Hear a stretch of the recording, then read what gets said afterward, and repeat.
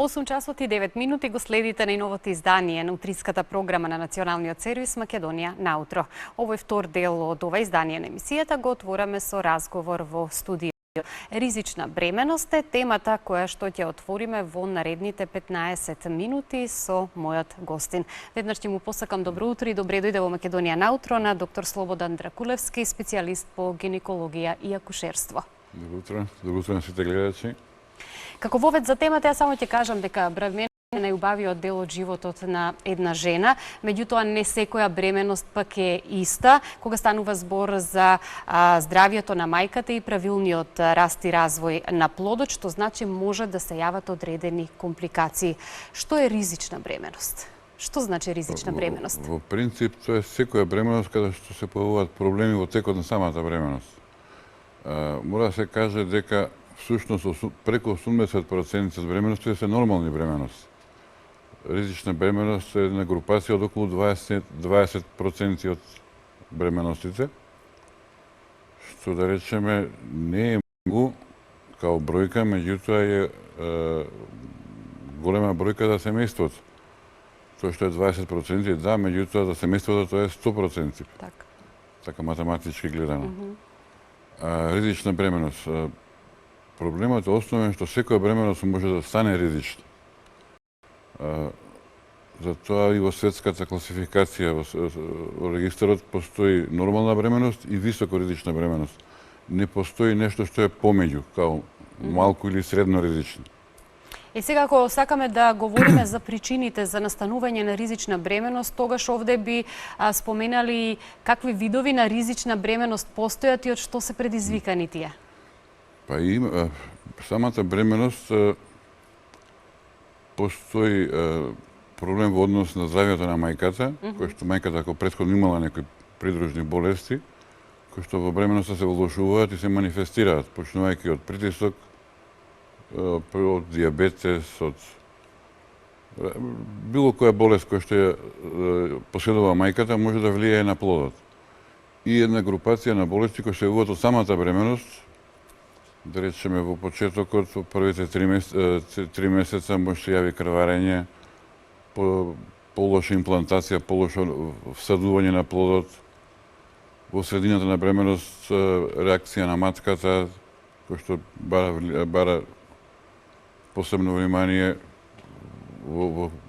при крајот на бременоста може да се појави покачен притисок, влијание од бебето, пореметување кај плодот, зголемена плодова вода, така да има тука една голема палета на можни ситуации кои што ја влошуваат состојбата. Мора да се знае дека во таа за целата таа приказна за бременоста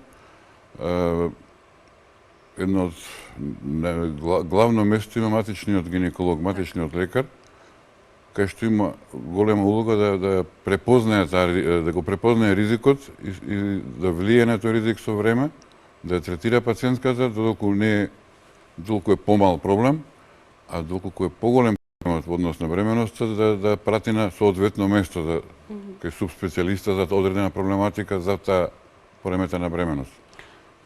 Да, од оние проблеми кои што можат да се јават кај ризичната бременост, овде ги споменавте и вие, бременост со висок крвен притисок, потоа цервиковагинални инфекции, но овде ќе споменеме и возраста. Би сакала одделно за сите овие три работи да споменеме малку повеќе со какви проблеми се соочува жената во период на бременост, еве најпрви со висок крвен притисок. Што може да се случи? Висок крвен притисок може да постои кај пациентката од претходно. И во договор со нејзиниот доктор, кој што е најчесто кардиолог, со соодветна терапија, тој дел на проблемот се решава на тој начин. Поголем проблем представува покачување на притисокот во текот на бременоста. Некаде во втората половина на бременост се појавува покачување на притисокот, кој што е предизвикано од влијанието на плодот на мајката.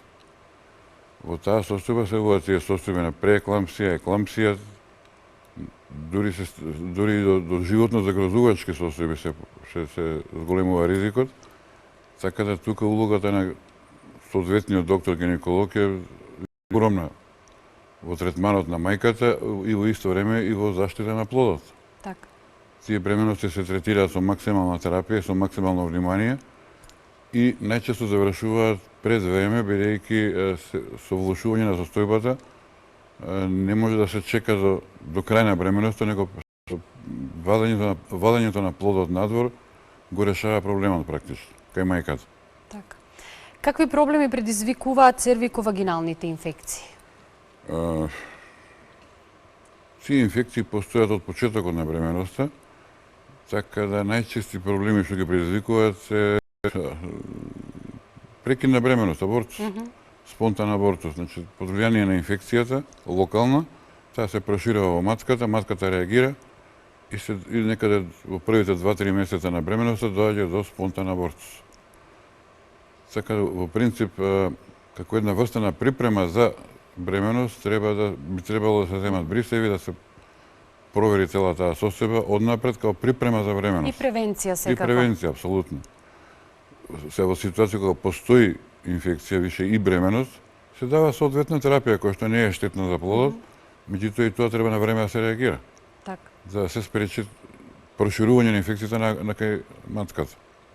Во последно време многу често говориме дека младите девојки, младите жени, се повеќе се одлучуваат на бременост во позрели години, а кога сме кај позрелите години споменавме и претходно дека и возраста е една од ризичните фактори за да имаме ризична бременост. Како влијае возраста на бременоста? Мора да влијае. Со текот на животот ние стекнуваме некои проблеми здравствени кои што се влијаат на самата бременост. Меѓутоа и мајката да е сосема здрава, самата возраст во прв момент го зголемува ризик од наследни генетски болести. Наследни и генетски. Тоа значи дека над 35 години бременост мора да се направи, за разлика од другите бременности, од другите жени и пациентки, значи над 35 години мора да се направи генетско тестирање на плодот, дали е се во него.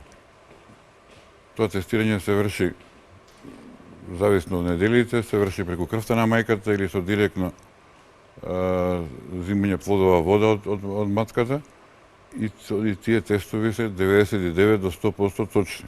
Во кој смисол? Значи, зголемен е ризикот од тие наследни болести во смисол на Даун синдром, на Тарнер, на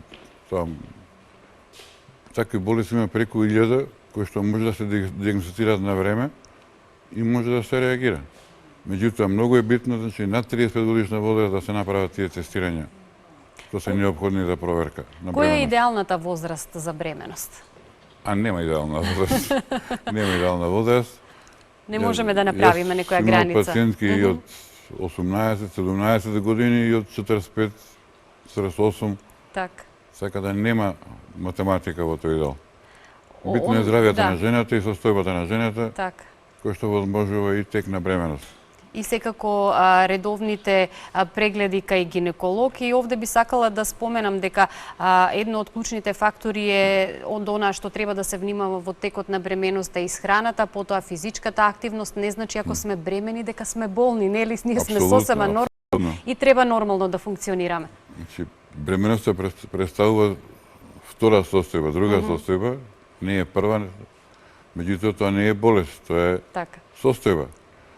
Така да се, како и секоја нормална состојба, жените може да до исхраната, таа си нормална исхрана, ништо посебно, со тоа што не треба да се претерува во смисол дека жената треба да јаде за двајца, тоа не е точно. Треба да користи исхрана во нормални количини, нормално, витамини, од исхраната. Кај физичката активност? Во однос на физичката активност, мојата лична препорака е шетање минимум пола сат до сат дневно. Значи, за пациентката да може да раѓа едноставно и да може да после пороđај да посвети внимание на бебето, мора да има кондиција. За да има кондиција мора да има физичка активност.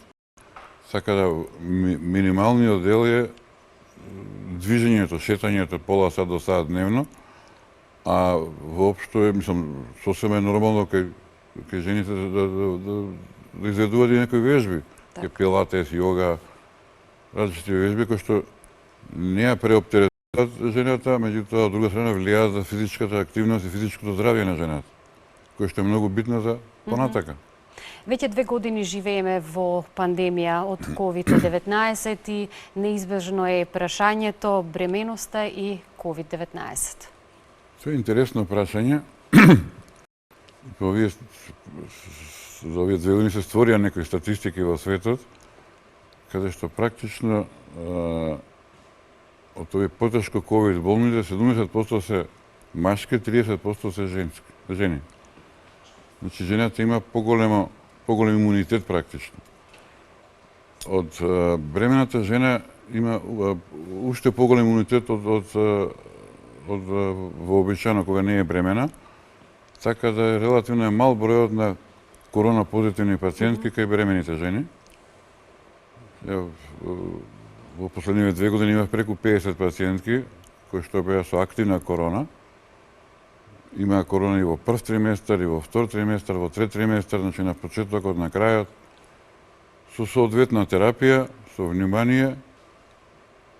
Имавме успех, све заврши соодветно, Она мислам, што е жените многу беа добри. важно, последиците и влијанието на инфекцијата од COVID-19 врз плодот. Предноста е тоа што COVID вирусот е крупен вирус и не ја поминува плацентата.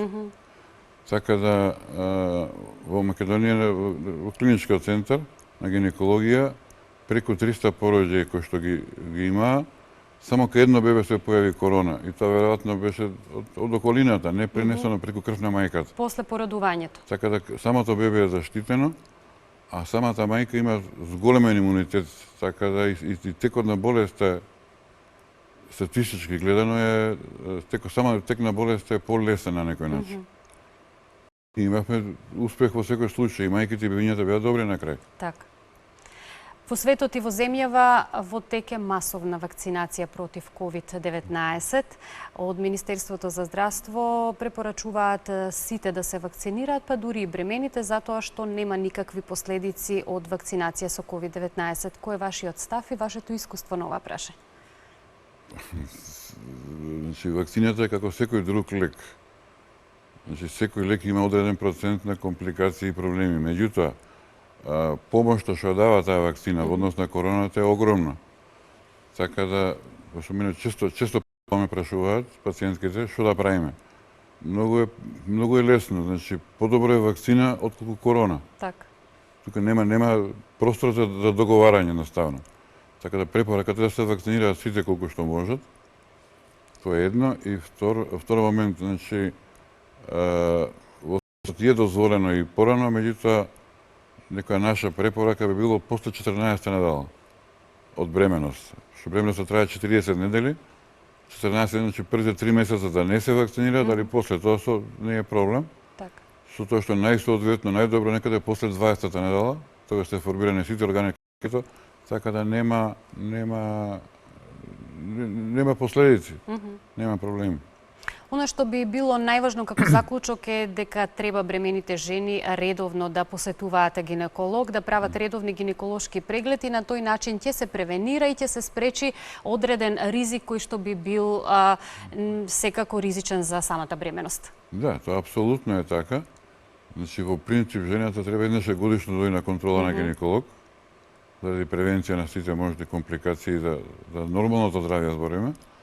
А бремената жена од почетокот на бременоста, збориме за нормална бременост, да речеме, би одела на 4 недели на контрола кај нејзиниот доктор, со тоа што кога постои некој ризик, постои некој проблем, тогаш се зачестуваат и тие контроли.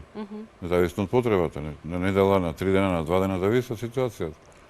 Али еднашка на 4 недели е најсоодветно за нормална бременост. Посебно што медицината постојано оди напред, имаме најразлични методи со кои што можеме да утврдиме одредени аномалии кои што може да предизвикаат проблеми на времено да се интервенира. Да, апсолутно.